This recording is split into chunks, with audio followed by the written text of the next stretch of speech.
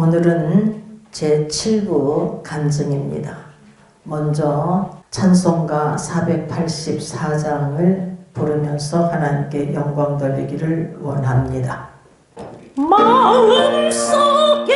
근심했던 사람 주 예수 앞에 달려오라. 슬픈 마음 있을 때라도 주 예수께 아뢰라. 주 예수 앞에 달려오라. 주 우리의 친구니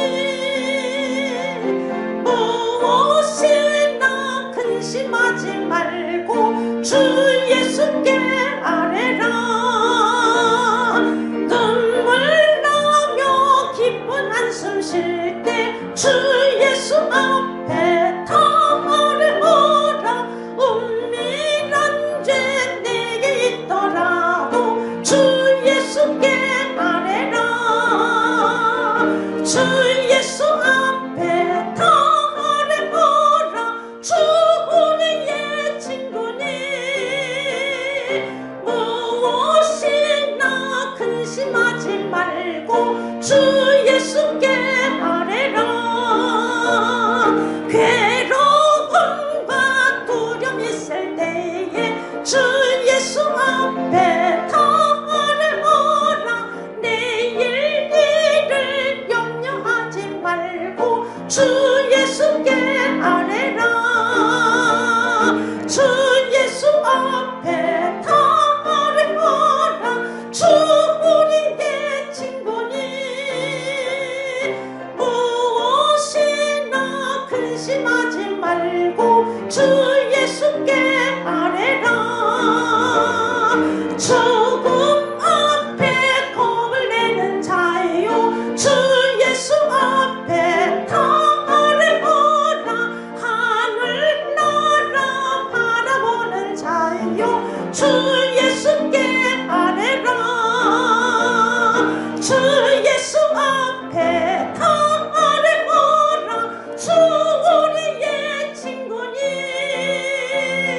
무엇이나 근심하지 말고 주 예수께 아뢰라. 아멘. 우리 성림교회가 1986년도 9월 28일 날 세워졌습니다. 제가 운영하는 미술학원 보육실에서부터 예배를 드리기 시작했어요. 우리는 내 남편이 병원을 건축하면 한 층에 성림교회를 이전하기로 이렇게 작정을 했었습니다. 그런데 가만히 생각해 보니까 이곳이 하나님의 뜻이 있는 것 같았습니다. 왜냐하면 이곳은 아파트 지역이잖아요. 그러니까 어부가 고기를 잡더라도 고기 많은 곳에서 잡아야 되잖아요. 그래서 아무리 생각해도 이곳이 하나님의 뜻이 계신 것 같아가지고 저는 기도하기 시작했어요. 그리고 담임 목사님이신 허 목사님과 상의를 했습니다. 그랬더니 이분이 우리 성림교회 이 교회가 병원 그 자리로 가지 않게 되면 제3의 장소를 얻는 것이 어떻겠습니까? 이러는 거예요. 그래서 제가 목사님 하나님께서 어떻게 생각할지 하나님께서 기뻐하실지 생각해 보셨습니까? 왜 내 집을 놔두고 새빵살이 합니까? 내 집을 놔두고 왜 새빵살이 해요? 그래서 저 혼자 이제 기도하기 시작했어요. 하나님 아버지, 내 마음 구석구석까지도 다 아시고 계신 하나님께서 아시잖아요. 계시를 허락하여 주시옵소서. 우리 교회 자리를 병원 자리로 갈까요? 아니면 이곳에서 계속 해야 될까요? 하면서 하나님께 간절히 기도했어요.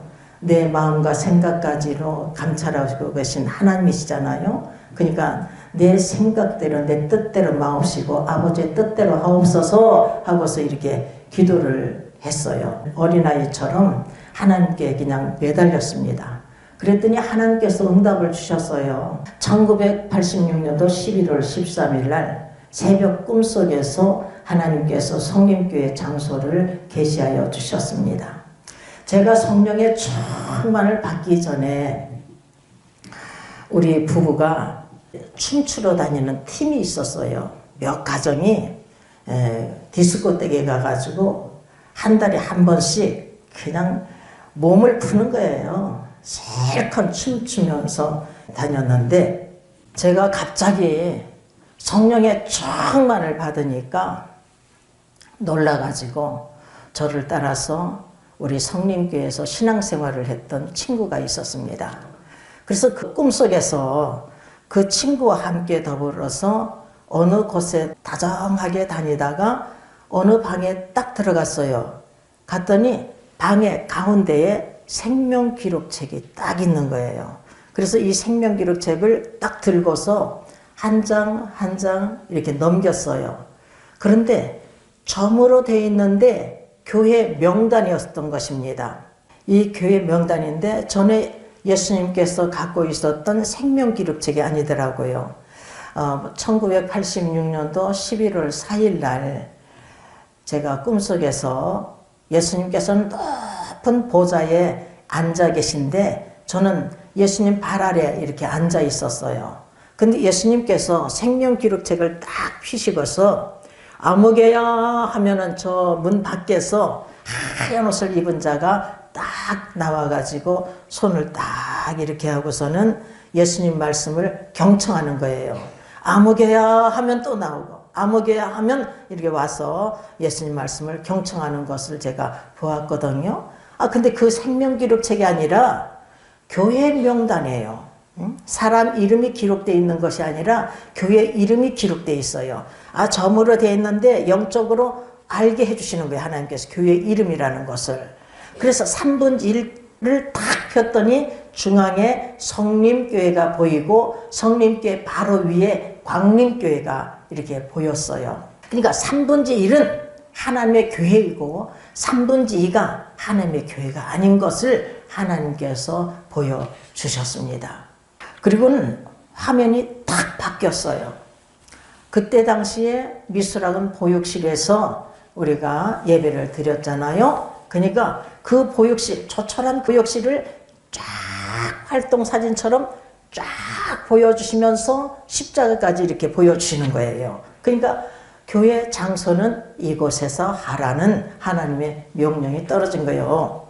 그리고 화면이 탁 바뀌었어요.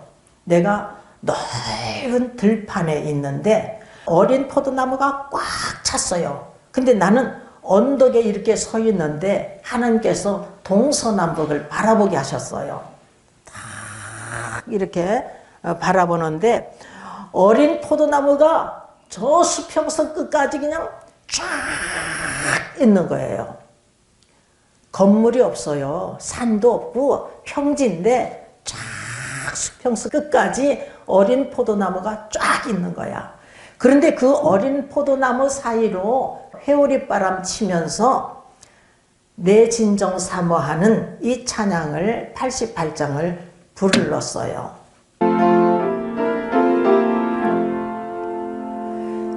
내 진정 사모하는 친구가 되시는 구주 예수님은 아름다워라.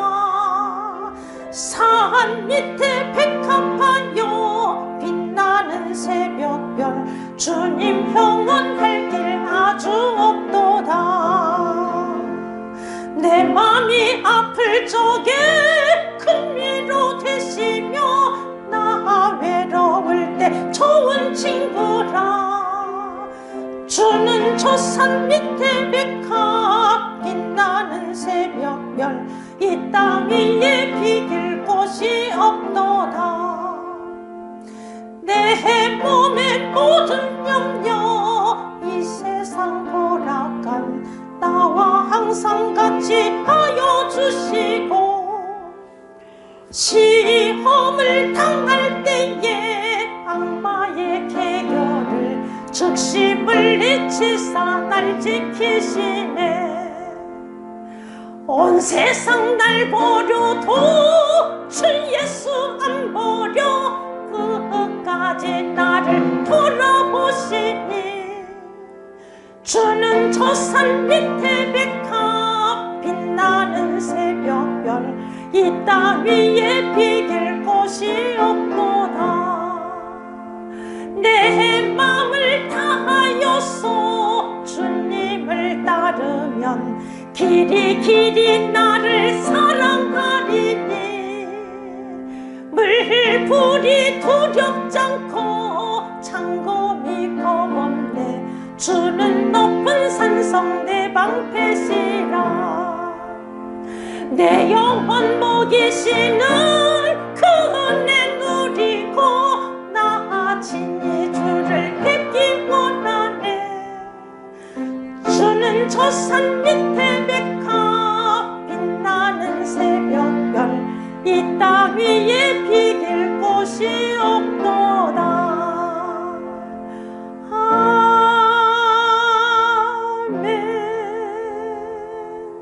이렇게 두 손을 딱 올리고 이 찬양을 1, 2, 3절을 딱 부르고 깨어났습니다. 이 찬양에서 백합화는 예수님이에요. 그러니까 짙은 백합꽃 향기를 맡았다는 것은 그리스도의 향기를 맡은 거예요.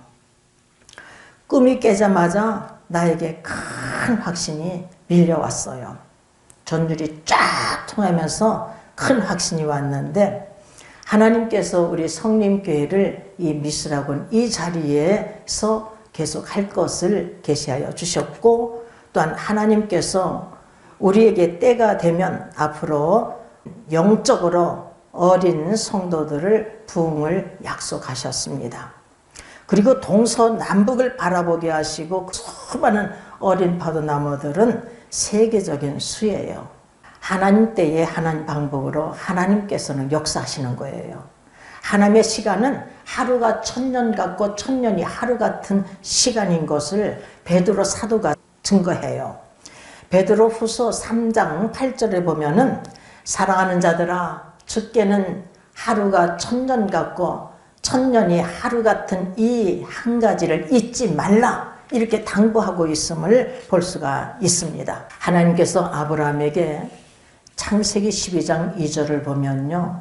내가 너로 큰 민족을 이루고 이렇게 약속하셨어요. 큰 민족을 이루겠다고 약속하셨습니다. 또한 창세기 22장 17절을 보면은 하늘의 별과 같이 또한 바닷가의 모래와 같게 하신다고 약속을 하셨어요. 이와 같이 하나님께서 약속을 하셨는데 아브라함 때 이루지 않았습니다. 아브라함에게는 8명의 아들이 있었는데 약속의 아들은 하나예요. 그것도 25년 만에 100세에 낳은 아들이에요. 근데 이 아들이 빨리빨리 장가가가지고 애를 쑥쑥 낳아야 되는데 40세에 노총각이에요. 노총각이 장가를 갔어요. 그런데 하나님께서는 20년 만에 쌍둥이를 주셨어요. 에서와 야곱. 하나님께서는 에서를 버리시고 야곱을 택하시고 에서를 미워하시고 야곱을 사랑하셨습니다. 그러니까 약속의 아들은 또한 야곱 하나예요.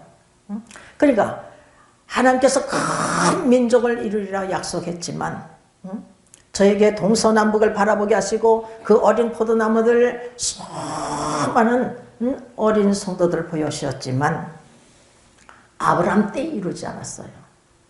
이삭 때 이루지 않고 야곱 때에 이루지 않고 요셉 때에 이루지 않고 요셉을 알지 못하는 바로 왕이 정치할 때에 이스라엘 백성은 번창하고 번창했던 것입니다. 하나님께서 말씀하신 것은 하나님께서 약속하신 것은요 그대로 때가 되면 이루심을 우리는 믿어야 될 줄 믿습니다. 하나님께서 이미 기뻐하셔서 우리 성림교회 딱 생명기록책에 기록되어 있는 것을 보게 하셨잖아요. 그리고 찬송가 88장을 부르면서 그 찬양 그대로 주님께서 항상 함께 하실 것을 약속하신 것을 우리가 다시 하나님께서 약속하셨어요.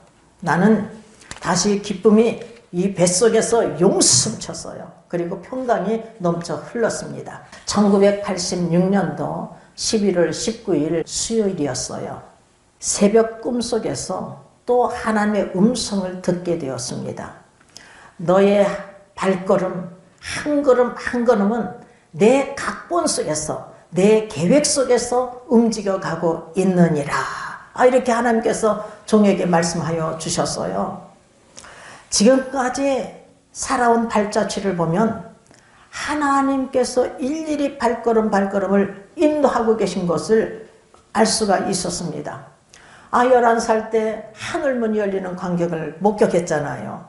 또 예수님께서 명수가 나하고 놀자 산책을 2번씩이나 했잖아요. 그런데 이 간증을 30년 동안 하지 못하도록 벙어리가 되게 하셨어요.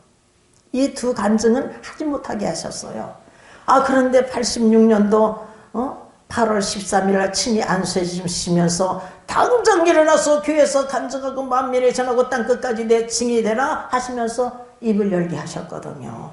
거기다가 저는 미대를 가려고 했었는데 우리 아버지가 큰아들 큰딸은 약대를 가야 된다. 그래가지고 약대 들어가가지고선 약사고시에 합격해가지고 첫 출근한 데가 서울대학병원 약국이에요. 거기서 우리 장로님을 만난 것 아니겠어요?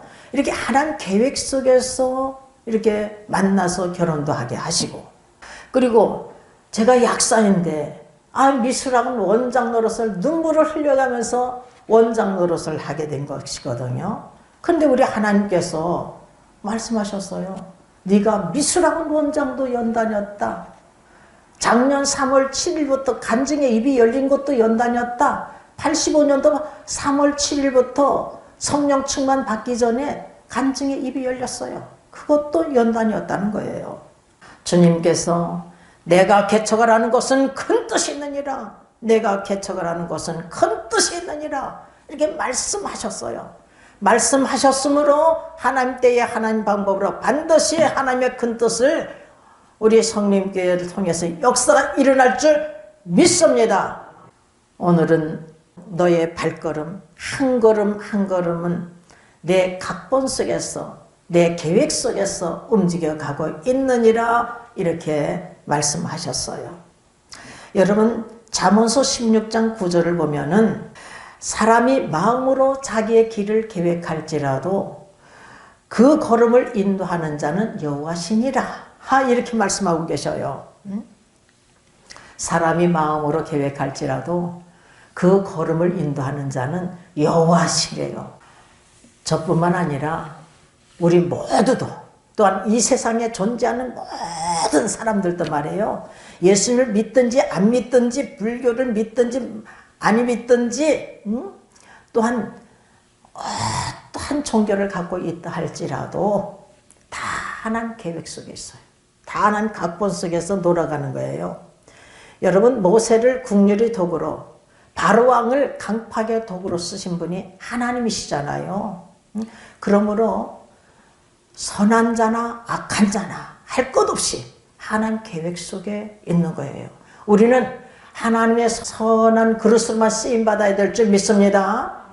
하나님께서 쓰시는 그릇인데 선한 그릇, 국률의 도구로만 쓰임받는 귀한 그릇들 다 되시길 주님의 이름으로 축원합니다. 설령 성경 말씀을 보았을 때에 내가 악한 그릇으로 쓰임받고 있는구나, 강팍의 도구로 쓰임받고 있구나, 그러면 회개하면 돼요. 회개하고 악한 길에서 확 돌이켜야 될 줄 믿습니다. 내가 곧 길이요 진리요 생명이신 예수 그리스도를 믿음으로 승리하는 자가 되어야 될 줄 믿습니다.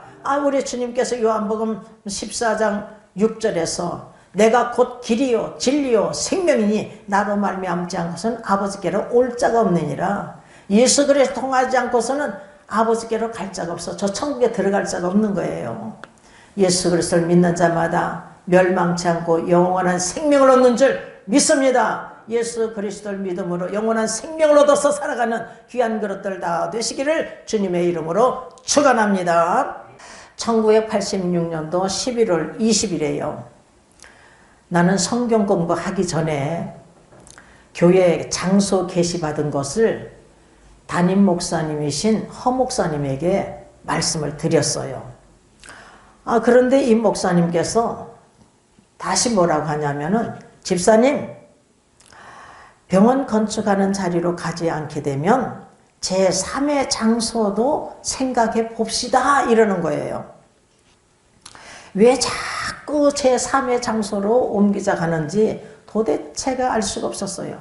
근데 그 순간에 하나님께서 저에게 꿈을 주신 적이 있었거든요. 15일 전, 20일 전에 그때 당시에 꿈을 주신 적이 있는데, 제가 감히 목사님한테 손가락질을 딱 하면서 40을 버리세요. 하나님께서 내리치십니다.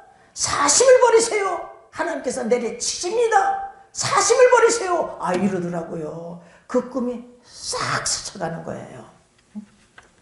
그래서 아니 목사님, 왜 자꾸 제3의 장소를 말씀하십니까? 제가 지금 하나님께서 계시의 꿈을 주셨잖아요. 이 장소 계시의 꿈을 주셨잖아요. 하나님께서 명령하셨기 때문에 저는 옮길 수가 없어요. 이 자리에서 계속 성림교회를 세워나갈 것입니다. 이제 이렇게 말씀을 드렸어요. 목사님 정말 그때 꿈처럼 사심 있는 거 아니에요?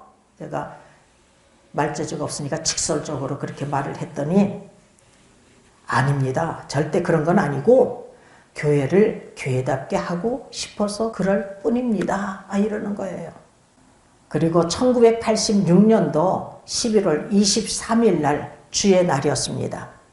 그날 새벽 꿈속에서 하나님께서는 저에게 묘목판을 보여주셨어요. 직사각형인데 우리가 얼굴이 다 다르잖아요. 그러듯이 묘목이 각종 묘목이었어요. 하나도 같은 게 없었어요. 그런데 딱 중앙에 살구씨를 이렇게 보여주시면서 살구나무를 보여주셨어요. 제가 살구나무인지 어떻게 알겠어요? 살구씨를 보니까 살구나무인 줄 알죠. 그리고 한쪽 귀퉁이에다가 뱀들을 기르고 있더라고요. 그래서 이 묘목을 아주 보물처럼 귀히 여기면서 기름진 밭에다가 하나하나 꼭꼭 다 심었어요. 하나도 빠짐없이 전부 심었는데, 이 뱀들도 기르겠다고 딱 엎으는데 뱀 새끼들이 바글바글바글 하는데 큰 뱀이 나를 향해서 딱 이렇게 째려보는 거예요. 이 사탄이거든요. 그래서 나도 딱 이 뱀을 째려보면서 저놈을 어디를 잡아야지? 대가리를 그냥 꽉 잡아가지고서는 정말 징그러서 기를 수가 없구나 하고서는 묘목판에다가 다 가둬버렸어요. 그런데 하나님께서 왜 이 살구나무를 보여주셨을까? 왜 이 살구나무를 보여주셨을까? 이 머릿속에서 지워지질 않는 거예요. 주의 날이므로 서둘러서 이제 예진이 아빠하고 같이 교회에 갔습니다. 아주 즐거운 마음으로 예배를 드렸어요. 예배가 끝난 후에 목사님께서 임시 재직회를 한대요. 그래서 나는 어떤 일로 재직회를 하려는지는 모르지만 나는 적극적으로 목사님을 도와서 일을 잘 해야 되겠다. 지금 하나님의 일을 시작했으니까 목사님을 잘 적극적으로 도와야지, 이런 마음을 갖고 있었는데요. 이제 목사님께서 바쁘신 분들은 다 가고 바쁘지 않은 분만 남아있으라고 그래서 한 10명가량이 남아있었어요. 그래가지고서 뺑 둘러서 이렇게 동그랗게 이렇게 뺑 둘러 앉아가지고서는 목사님 말씀을 이제 기다리고 있었어요. 그런데 이 목사님께서 하시는 말씀이 또 뭐라고 하시냐면은, 교회가 병원 건물로 가지 않을 경우에는 우리가 제3의 장소를 얻는 것이 어떻습니까? 제가 이 근방 몇 군데를 알아봤습니다. 이러는 거예요. 그런데 우리 예진이 아빠가 함께 있었잖아요.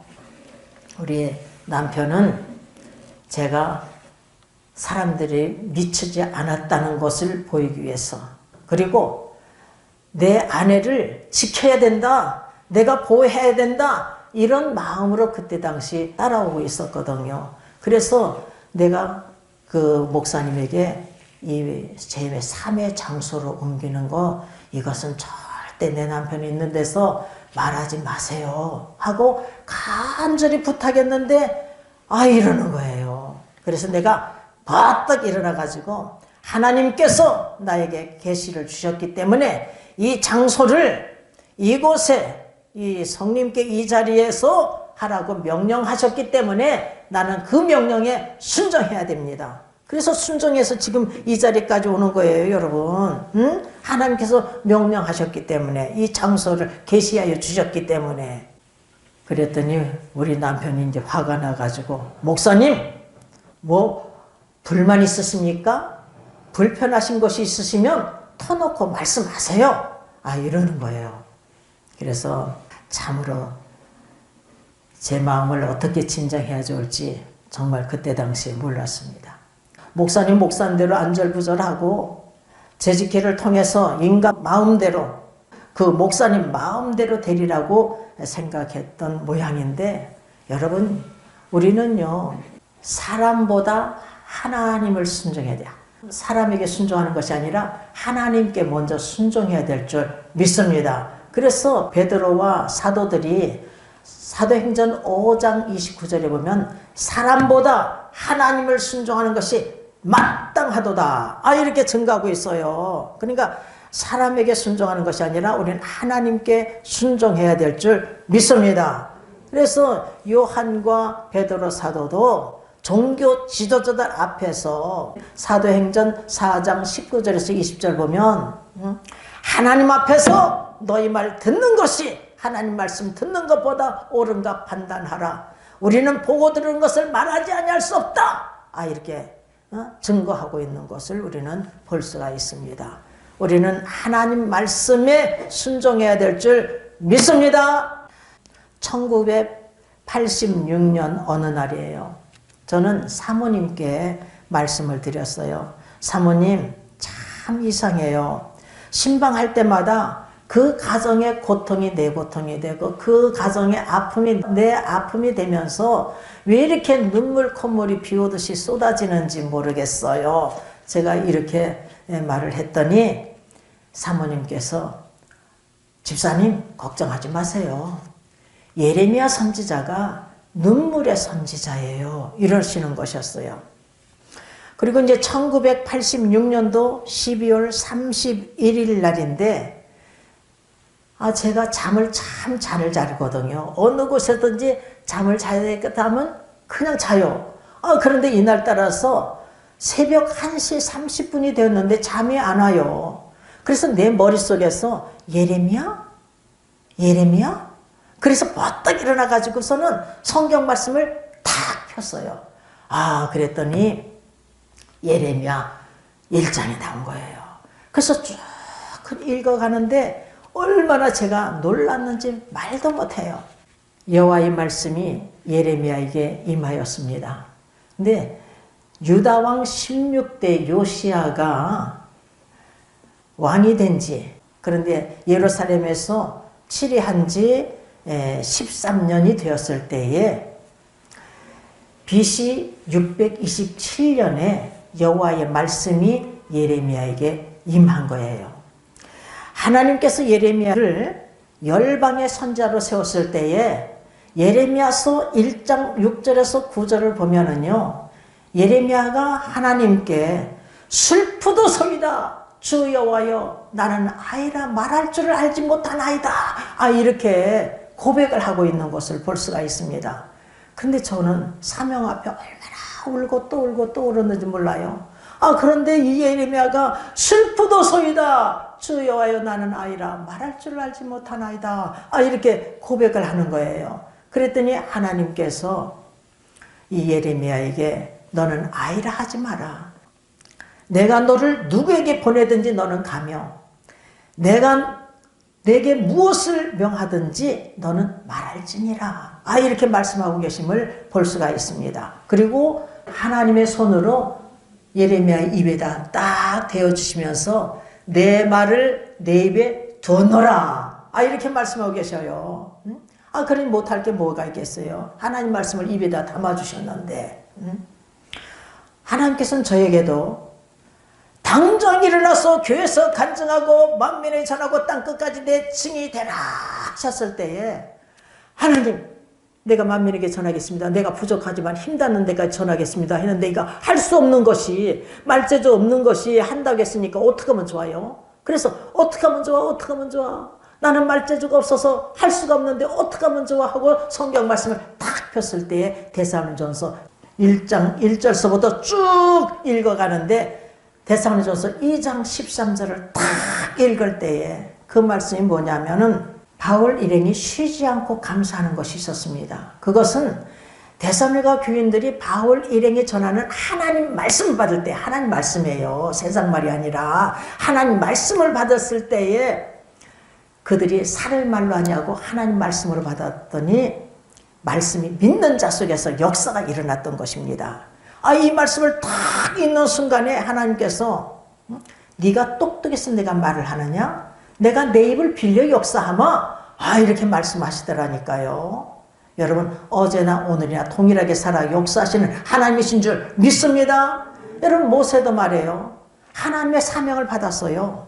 이랬을 때에 출애굽기 4장 10절에서 12절을 보면은 모세가 여호와께 주여 나는 본래 말에 능치 못한 자라 주께서 주의 종에게 명하신 후에도 그러하니 나는 입이 뻣뻣하고 혀가 둔한 자니다 이렇게 고백을 해요. 그랬더니 하나님께서 뭐라고 하셔요? 누가 입을 쳤느냐? 누가 벙어리나 귀머거리나 눈 밝은 자나 소경이 되게 하였느냐? 나 여호와가 아니냐? 이제 가라. 내가 내 입과 함께 있어서 할 말을 가르치리라. 여러분 하나님께서 모세 입과 함께 있어서 할 말을 가르친다니까 못할 게 뭐가 있겠냐고요. 네가 똑똑해서 네가 말을 하냐? 내가 내 입을 빌려 역사하마. 그러니 못할 게 뭐가 있겠어요. 예레미야에게 하나님께서 입에 딱 대어주시면서 내 말을 내 입에 두었노라. 그러니 못할 게 뭐가 있느냐고요. 여러분 어제나 오늘이나 동일하게 살아 역사하신 하나님께서 우리도 마찬가지예요. 우리가 성령을 받으면 권능을 받고 그리스도의 증인된 사명을 감당할 줄 믿습니다. 사도행전 1장 8절에 오직 성령이 너에게 임하시면 너희가 권능을 받고 예루살렘과 온 유대와 사마리아 땅끝까지 이르러 내 증인이 되리라 이렇게 말씀하셨어요. 그러니까 성령 받고 권능을 받으면 우리도 땅끝까지 만민에게 전하지 못한다 할지라도 내 가족, 내 이웃에게 하나님께서 주신 사명을 감당할 줄 믿습니다. 복음 전파 사명 감당할 줄 믿습니다. 예레미야가 본 환상들이 있어요. 근데 첫 번째 본 환상이 뭐냐 하면 살구나무 가지예요. 그러니 얼마나 놀라겠어요. 제가 여러분 예레미야서 1장 11절을 보니까 여호와의 말씀이 또 내게 임하니라 이르시되 예레미야야 내가 무엇을 보느냐 대답하되 내가 살구나무 가지를 보나이다 이래요. 예레미야야 내가 무엇을 보느냐 내가 살구나무 가지를 보나이다. 명수가 내가 무엇을 보느냐 살구 씨를 보면서 살구나무를 보나이다. 여호와께서 내게 말씀하십니다. 예레미야서 1장 12절을 보면은 내가 잘 보았도다. 이는 내가 내 말을 지켜 그대로 이루려 함이니라. 여러분 하나님께서 예레미야에게 하신 말씀 그대로 지켜서 다 이루신대요. 진짜 그렇게 이루셨어요. 예레미야가 유다가 멸망한다. 바벨론에 의해서 멸망한다. 70년 동안 포로 생활한다. 그리고 고레세 왕을 통해서 구원의 회복이 있을 것이다. 이렇게 증거했어요. 그 말씀 그대로 역사가 일어난 거예요. BC 586년에 20대 유다 왕이에요. 시드기야 11년에 바벨론에 의해서 유다가 멸망해요. 이것을 예레미야가 증거했어요. 그런데 그대로 역사가 일어난 거예요. 제3차 바빌론 침략 때에 유다가 멸망했거든요.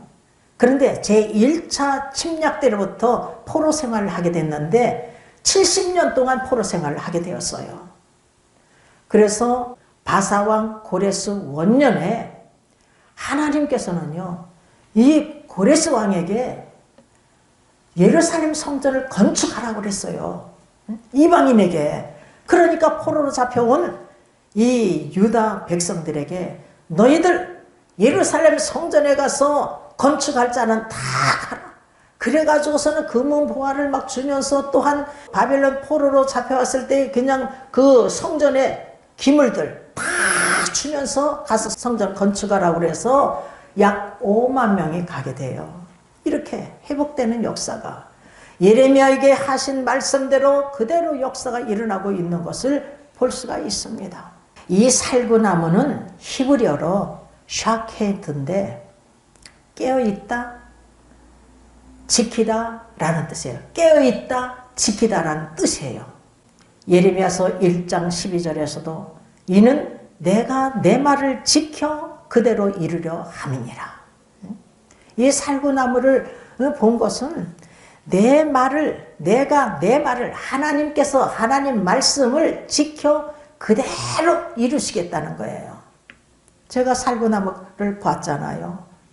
그러니까 하나님께서 내게 말씀하신 것을 지켜서 그대로 이루신대요. 하나님께서 종에게 내가 개척하라는 것은 큰 뜻이 있느니라. 내가 개척하라는 것은 큰 뜻이 있느니라. 이렇게 말씀하셨기 때문에 말씀대로 때가 되면 하나님 방법으로 하나님께서 큰 뜻을 이루실 줄 믿습니다. 1980년도에 수안보 온천에서 꿈을 꿨잖아요. 제가 꿈을 꿨잖아요. 교회 세우는 것과 주의 종됨을 보여주셨잖아요. 그런데 하나님께서 그대로 역사하셨잖아요. 1986년도 8월 13일 날 하나님께서 말씀하시는데 내가 6년 전, 7년 전 교회 앞에서 간증한 것이 계시다. 아니 수안보 온천에서 성님께 세우고 주의 종됨이 계시래요. 1986년도 9월 28일 날 성림교회가 세워졌잖아요. 1990년 7월 15일 날 제가 담임 전도사가 되었잖아요. 또한 1994년도에 9월 24일 날 목사 안수를 받았잖아요. 이렇게 그대로 하나님께서 말씀대로 그대로 지켜 행하시는 게 하나님께서 행하시는 거예요. 걸음걸음을. 우리 자녀들 전부 하나님께서 말씀하신 대로 보여주신 대로 이화대학 합격, 서울대학 합격, 두 아이를 다 서울대학 합격. 이렇게 하나님 말씀대로 그냥 그 지켜 행하시는 거예요. 여러분, 예레미야가 두 번째 본 환상은 뭐냐? 끓는 가마예요. 예레미야서 1장 13절을 보니까 여호와의 말씀이 다시 내게 임하니라. 이르시되 내가 무엇을 보느냐? 대답하되 끓는 가마를 보나이다. 그 면이 북에서부터 기울어졌나이다. 14절에 여호와께서 내게 이르시되 재앙이 북방에서 일어나 이 땅의 모든 거민에게 임하리라. 이 말씀대로 북방에서 바벨론 침략을 당해가지고 망하는 역사가 일어난 거예요. 제가 이 말씀을 받고 얼마나 놀랐는지 몰라요. 왜냐? 1986년도 9월 9일 날 새벽에 우리나라에 전쟁 일어나는 계시를 주셨잖아요. 대홍수가 터지는데 이북에서 쳐들어오는 것, 북쪽에서 쳐들어오는 것. 그러다가 미사일을 탁 던졌는데 공중 파괴가 되면서 북쪽에서 쳐들어오는 것, 이북에서 쳐들어오는 것을 보여주셨잖아요. 그러니 제가 얼마나 놀라겠느냐고요. 우리는 전쟁이 일어나면 도망갈 수가 없어요. 그래서 우리 두 아들, 또한 우리 남편은 저 뒤에 있는데 우리 딸은 없었어요. 야야 엄마 따라서 기도해. 엄마 따라서 기도해. 그랬더니 우리 막둥이는 아멘 하는데 큰아들이 안 해요. 다시 엄마 따라서 기도해. 엄마 따라서 기도해. 아멘 아멘 받으시고 하나님께서 전쟁이 일어나는 시기는 나만이 할 수 있느니라. 전쟁이 일어나는 시기는 나만이 할 수 있느니라. 이렇게 말씀하셨어요. 마태복음 24장 36절에 그날과 그때는 아무도 모르나니 하늘의 천사들도 아들도 모르고 오직 아버지만 아시느니라. 또한 사도행전 1장 7절에서 때와 기한은 아버지께서 자기의 권한에 두셨으니 너희의 알 바 아니라고 말씀하고 계심을 볼 수가 있어요. 예수님께서 말씀하셨어요. 우리는 우리나라 이 민족을 위해서 우리가 끊임없이 기도해야 될 줄 믿습니다. 전쟁이 일어나지 않게 해서 하나님 계획 속에 있어요. 응? 그런데 우리가 그리스도 안에서 복음 안에 성령 안에서만이 하나 될 수가 있죠. 전쟁이 일어날 수밖에 없는 거예요. 그러므로 우리는 끊임없이 하나님께 매달려서 기도해야 될 줄 믿습니다. 아멘.